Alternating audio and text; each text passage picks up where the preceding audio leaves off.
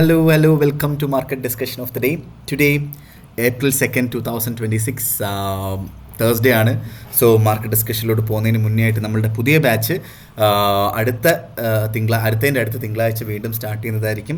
So forex trading basics പഠിക്കണം എന്നുള്ള എല്ലാ ആൾക്കാർക്കും എൻ്റെ ഡിസ്ക്രിപ്ഷൻ ബോക്സിൽ നമ്പർ ഉണ്ടാവും. എനിക്ക് മെസ്സേജ് അയച്ചു കഴിഞ്ഞാൽ ബാക്കി കാര്യങ്ങൾ ഞാൻ കോർഡിനേറ്റ് ചെയ്യുന്നതായിരിക്കും. എടുത്ത് ഓർമ്മിപ്പിച്ച് പോവുകയാണ്. 7 ദിവസത്തെ ക്ലാസ്സാണ്. മൺഡേ ടു ഫ്രൈഡേ ആയിരിക്കും ക്ലാസ് നടക്കുന്നത്. രാത്രി 8:30 മണിക്കാണ് ക്ലാസ്സസ് നടക്കുന്നത് എന്നുള്ളൊരു കാര്യം കൂടെ ഞാൻ എടുത്ത് പറഞ്ഞു പോവുകയാണ്. Okay, so coming to market discussion, coming to fundamental side. So ഇന്ന് ഒരുപാട് ആൾക്കാർ എനിക്ക് മെസ്സേജ് അയച്ചിട്ടുണ്ടായിരുന്നു മാർക്കറ്റ് എന്തുകൊണ്ട് 7 മണിക്ക് ഒറ്റയടിക്ക്, അതായത് മാർക്കറ്റ് ഓൾമോസ്റ്റ് 4783 മാർക്കറ്റ് റിക്കവർ ആവാൻ പോവുകയാണ്, അല്ലെങ്കിൽ 5000 പോവുകയാണ് എന്നൊക്കെയുള്ള കാര്യങ്ങളാണ് മിക്ക ആൾക്കാരും വിശ്വസിച്ചുകൊണ്ടിരുന്നത് അല്ലേ. സോ 4660 മുകളിലായിട്ട് വൺ ഡേ ക്യാൻഡിൽ ഓപ്പൺ ആയാൽ സോ അത് definitely will be going upside എന്നുള്ളൊരു കാര്യം നമ്മൾ നേരത്തെ പറഞ്ഞിട്ടുണ്ടായിരുന്നു. പക്ഷേ എന്താണ് മാർക്കറ്റിന് സംഭവിച്ചത് അല്ലേ? സോ ബേസിക്കലി ഇന്ന് രാവിലെ 6:30 മണിക്ക് ഇന്ത്യൻ ടൈമിംഗ്, അതായത് US രാത്രി ഉള്ളൊരു സമയമാണ്. സോ ഇന്ന് രാവിലെ ഒരു ഭയങ്കര ന്യൂസ് ഉണ്ടായിരുന്നു. അപ്പോൾ ഇത് ആരും ശ്രദ്ധിച്ചില്ല എന്നുള്ളതാണ് എനിക്ക് മനസ്സിലാക്കാൻ പറ്റിയത്. ഓക്കെ, സോ രാവിലെ 6:30 മണി ഇന്ത്യൻ ടൈമിങ്ങിൽ പ്രസിഡൻറ്റ് ട്രംപിൻ്റെ സ്പീച്ച് ഉണ്ടായിരുന്നു. ഓക്കെ, ഈ പുള്ളിക്കാരൻ പറഞ്ഞ കുറച്ച് കാര്യങ്ങളാണ് ആക്ച്വലി മാർക്കറ്റിനെ ഒറ്റയടിക്ക് മുകളിൽ നിന്ന് ഓൾമോസ്റ്റ് 1500 പിപ്പുകളോളം താഴോട്ട് കൊണ്ടുവന്നത് എന്നുള്ളൊരു കാര്യം മനസ്സിലാക്കുക. ഓക്കെ, പുള്ളിക്കാരൻ പറഞ്ഞ കാര്യം എന്താ വെച്ചാൽ ഒരു നാഷണൽ അഡ്രസ്സ് നടത്തി on Wednesday night, stating that ഇറാന് നല്ല രീതിയിൽ എക്സ്ട്രീംലി ഹാർഡ് ഹിറ്റാണ് കൊടുത്തിട്ടുള്ളത്. ഓക്കെ, അത് നെക്സ്റ്റ് 2-3 വീക്ക് കൊണ്ടിട്ട് നല്ല രീതിയിലുള്ള എന്താ പറയുക, നല്ല രീതിയിൽ അവരെ ഹിറ്റ് ചെയ്ത് ഈ പറയുന്ന വാർ അവസാനിപ്പിക്കാൻ പോവുകയാണ് എന്നുള്ളൊരു സ്റ്റേറ്റ്മെൻറ്റ് ഡൊണാൾഡ് ട്രംപ് എന്നുള്ള US പ്രസിഡന്റ് ഡൊണാൾഡ് ട്രംപ് പറഞ്ഞിട്ടുണ്ടായിരുന്നു.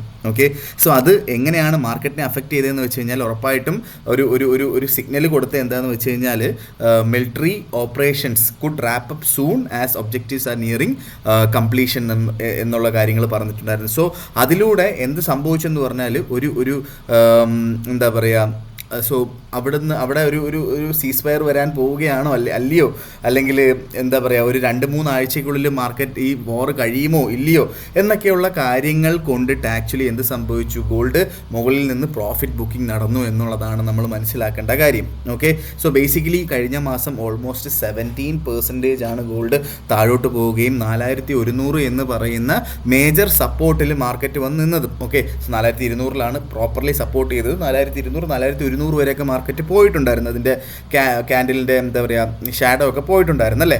സോ ബേസിക്കലി ഇനി നമ്മൾ മനസ്സിലാക്കേണ്ടത് ഏപ്രിൽ 6 വരെയാണ് ഇറാന് സമയം കൊടുത്തത് ഉള്ളത്, നമ്മുടെ സ്ട്രെയിറ്റ് ഓഫ് ഹോർമസ് തുറക്കുമോ ഇല്ലയോ എന്നുള്ളൊരു കാര്യത്തിനെ കുറിച്ചുള്ള കാര്യങ്ങൾ.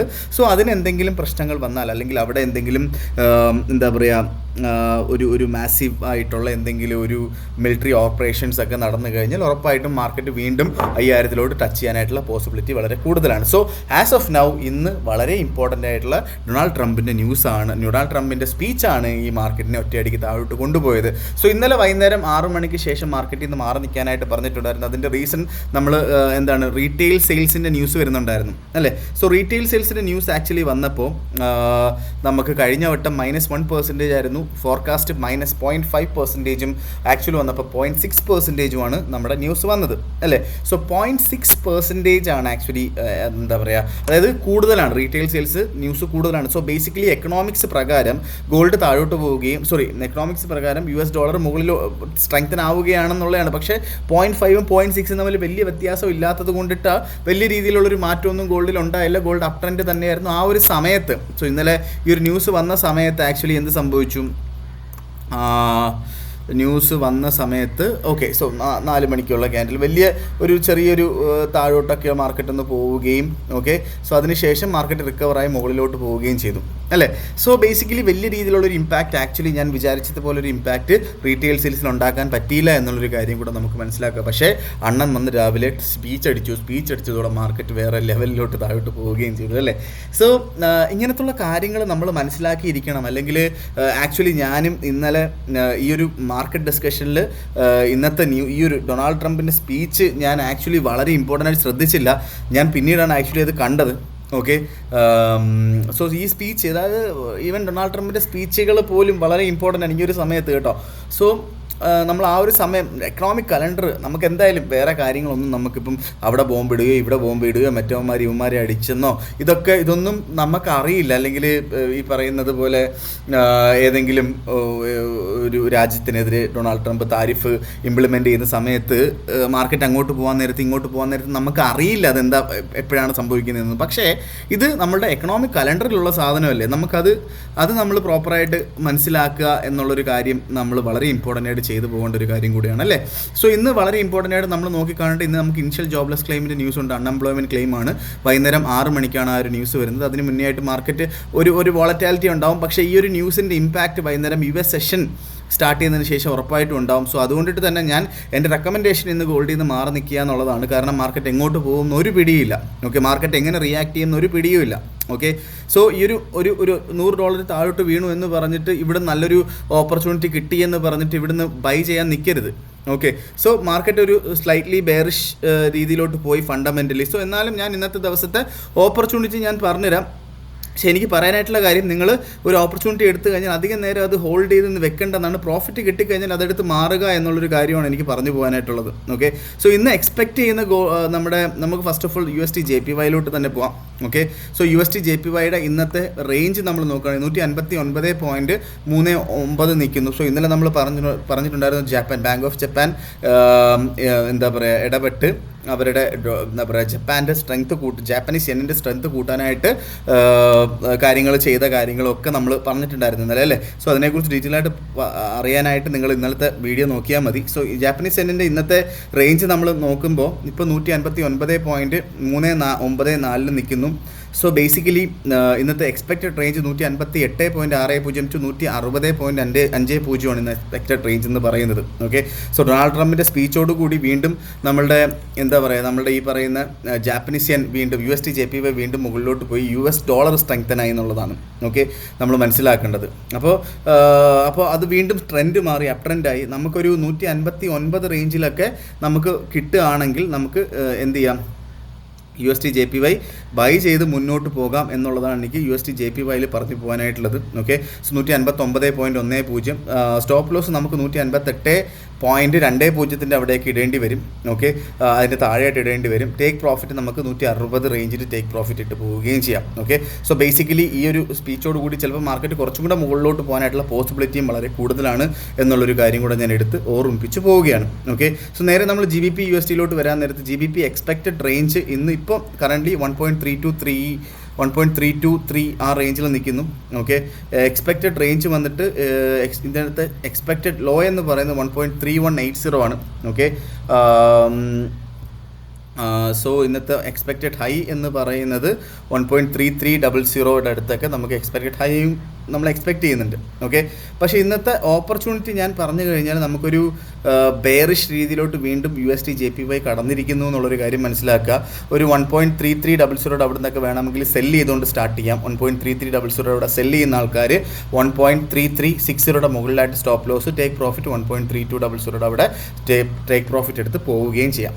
ഓക്കെ, സോ യൂറോയിലോട്ട് വരാം. യൂറോ ആക്ച്വലി 1.1534 നിൽക്കുന്നു. സോ ഇന്നലെ നമ്മൾ പറഞ്ഞ 1.16 അവിടെ നിന്ന് സെല്ല് ചെയ്യാമെന്നുള്ളൊരു കാര്യം പറഞ്ഞിട്ടുണ്ടായിരുന്നു. ആ ഒരു ഓപ്പർച്യൂണിറ്റി എടുത്തിട്ടുള്ള ആൾക്കാർക്കൊക്കെ നല്ല രീതിയിലുള്ളൊരു പ്രോഫിറ്റ് കിട്ടിയിട്ടുണ്ട്.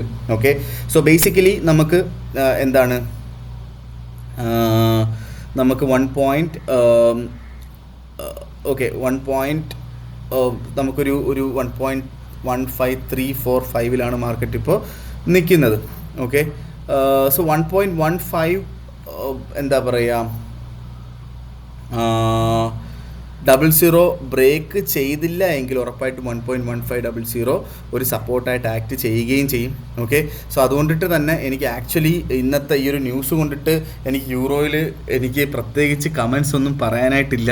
ഞാനും ഡൗട്ട്ഫുള്ളാണ്. ഓക്കെ, സോ 1.1500 ബ്രേക്ക് ചെയ്യാതെ നിൽക്കുന്നുണ്ടോ ഇല്ലയോ എന്നുള്ളൊരു കാര്യം മേക്ക് ഷുവർ ചെയ്യണം നമ്മൾ. ഓക്കെ, ഇതെല്ലാം നമുക്ക് ആക്ച്വലി US സെഷനിലാണ് ഇതെല്ലാം അറിയുന്നത്. US സെഷൻ വരെയൊക്കെ 1.1500 ഒക്കെ സപ്പോർട്ട് ചെയ്യാനായിട്ടുള്ള എന്താ പറയുക എല്ലാ സാഹചര്യങ്ങളും ഉണ്ട്. പക്ഷേ അത് കഴിഞ്ഞാൽ എങ്ങോട്ട് പോകുമെന്ന് എനിക്ക് ഒരു ഐഡിയയും ഇല്ല. ഓക്കെ, ബേസിക്കലി ബെയറിഷ് ആണ് യൂറോ എന്നുള്ളൊരു കാര്യം മാത്രമേ എനിക്ക് ഇപ്പോൾ തൽക്കാലം യൂറോയുടെ കാര്യത്തിനകത്ത് പറഞ്ഞു പോകാനായിട്ടുള്ളൂ. ഓക്കെ, സോ നമുക്കൊന്ന് റീട്രേസ് ചെയ്ത് കിട്ടി 1.1600 അടുത്ത് കിട്ടിക്കഴിഞ്ഞാൽ വീണ്ടും നമുക്ക് സെല്ല് ചെയ്തുകൊണ്ട് സ്റ്റാർട്ട് ചെയ്യുന്നതുകൊണ്ട് തെറ്റില്ലാത്ത കാര്യവുമാണ്. ഓക്കെ. സോ നമ്മൾ ട്രെൻഡിന് അഗെയിൻസ്റ്റായിട്ട് നിൽക്കാതിരിക്കുക എന്നുള്ളതാണ് ബേസിക് പ്രിൻസിപ്പിൾ അല്ലേ. സോ ഗോൾഡിലോട്ട് വരാം. ഗോൾഡ് ഇന്നലെ നമ്മൾ പറഞ്ഞ റേഞ്ച് 4650 ടു 4730 ഇന്നലെ നമ്മൾ പറഞ്ഞ റേഞ്ച് അല്ലേ. സോ 4730 അവിടെ നിന്ന് നമ്മൾ ചില ആൾക്കാർ സെല്ല് ചെയ്തിട്ടുണ്ടായിരുന്നു. ഓക്കെ. സോ ഇന്നലെ ഞാൻ പറഞ്ഞപ്പോൾ ഇന്നലെ എൻ്റെ അടുത്ത് ഒരാൾ വിളിച്ച് ചോദിച്ചൊരു കാര്യമുണ്ട്. ഇന്നലെ ആക്ച്വലി 4710 അവിടെ നിന്ന് സെല്ല് ചെയ്യാനാണ് പറഞ്ഞത്. ഓക്കെ. സോ 4710 അവിടെ നിന്ന് കറക്റ്റായിട്ട് സെല്ല് ചെയ്തിട്ടുള്ള ആൾക്കാരുണ്ട്. പക്ഷേ ആ ഒരു ക്യാൻഡിൽ ആ പർട്ടിക്കുലർ ക്യാൻഡിൽ ആക്ച്വലി എവിടെയായിരുന്നു ആ ഓപ്പർച്യൂണിറ്റി എന്നുള്ളതാണ് ഞാൻ ആലോചിക്കുന്നത്.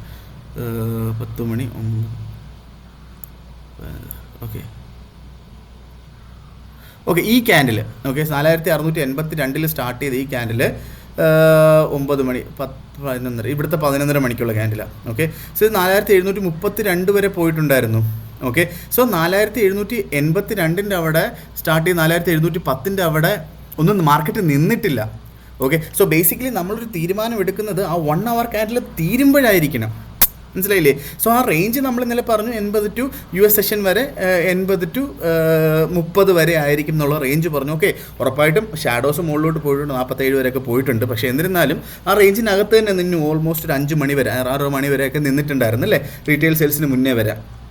സോ മാർക്കറ്റ് എന്ത് പറ്റി, 82 നേരെ പോയത് 32 സോ ആക്ച്വലി ഞാൻ ഇവിടെ വെച്ചിട്ടാണ് തീരുമാനം എടുത്തത്. ഓൾമോസ്റ്റ് 29-30 അവിടെ വെച്ച് ഞാൻ തീരുമാനം എടുത്തു. ഒരു സെല്ലെടുത്തു, ഒരു $15 പ്രോഫിറ്റ് എടുത്ത് ബുക്ക് ചെയ്ത് മാറി. കാരണം എന്താണ്, മാർക്കറ്റ് എനിക്കറിയാം റീറ്റെയിൽ സെയിൽസ് വരുന്നത് കൊണ്ടിട്ട് തന്നെ മാർക്കറ്റ് എന്തായാലും എന്താ പറയുക, ഒന്നും നമുക്ക് ചിന്തിക്കാം വലിയ അപ്പുറമാണ് മാർക്കറ്റ് എന്നുള്ളൊരു കാര്യം അറിയാം അല്ലേ. സോ ബേസിക്കലി ഞാൻ ആ പ്രോഫിറ്റ് എടുത്ത് മാറി. പക്ഷേ എന്നിരുന്നാലും നമ്മൾ തീരുമാനം എടുക്കേണ്ടത് വെറുതെ ഇപ്പം ഞാനൊരു പൊസിഷൻ പറഞ്ഞു എന്ന് പറഞ്ഞിട്ട് അവിടെ നിന്ന് പൊസിഷൻ എടുക്കാതിരിക്കുക. ഓക്കെ. സോ നിങ്ങൾ ഒരു 1 hour ക്യാൻഡിൽ കൺസിഡർ ചെയ്ത ആ 1 hour ക്യാൻഡിൽ എവിടെയാണോ നിൽക്കുന്നത്, ഓക്കെ, സോ അവിടെ നമ്മളുടെ റേഞ്ചിനകത്ത് ആണ് എങ്കിൽ നമുക്ക് അവിടെ നിന്ന് എടുത്ത് പോകുന്നതായിരിക്കും എന്താ പറയുക സ്യൂട്ടബിൾ ആയിട്ടുള്ളൊരു കാര്യം, അല്ലെങ്കിൽ നമ്മൾ തീരുമാനം എടുക്കേണ്ടത്. അതും മാർക്കറ്റ് ടൈമിങ്ങിലാണ് എങ്കിൽ വളരെ ബെറ്റർ ആയിട്ടുള്ളൊരു കാര്യം കൂടെയാണ്. ഓക്കെ. സോ അത് വളരെ ഇമ്പോർട്ടൻ്റ് ആയിട്ട് നമ്മൾ നോക്കി കാണുക എന്നുള്ളൊരു കാര്യം കൂടി ഞാൻ എടുത്ത് പറഞ്ഞു പോവുകയാണ്. ഓക്കെ. സോ ഇതൊക്കെയാണ് എനിക്ക് ഇന്നത്തെ ദിവസത്തെ ഗോൾഡിലെ ഓപ്പർച്യൂണിറ്റിയെ കുറിച്ച് പറയാൻ നേരത്ത് 4671 നിൽക്കുന്നു.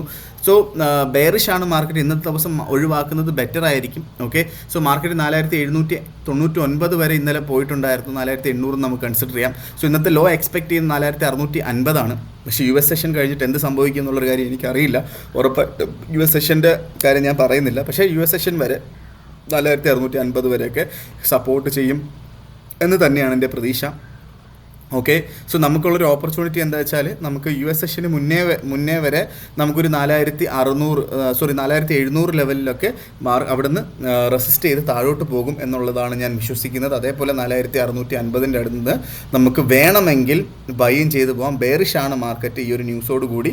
പക്ഷേ എൻ്റെ റെക്കമെൻഡേഷൻ മാറി നിൽക്കുക എന്നുള്ളതാണ്. ഞാൻ ഇന്ന് മാറി നിൽക്കാൻ പോവുകയാണ്. ബാക്കി നിങ്ങളുടെ ഇഷ്ടമാണ്, മാറി നിൽക്കണോ വേണ്ടയോ അല്ലെങ്കിൽ ട്രേഡ് ചെയ്യണം എന്നുള്ളൊരു കാര്യം. മാർക്കറ്റ് എവിടെയും പോകത്തില്ല.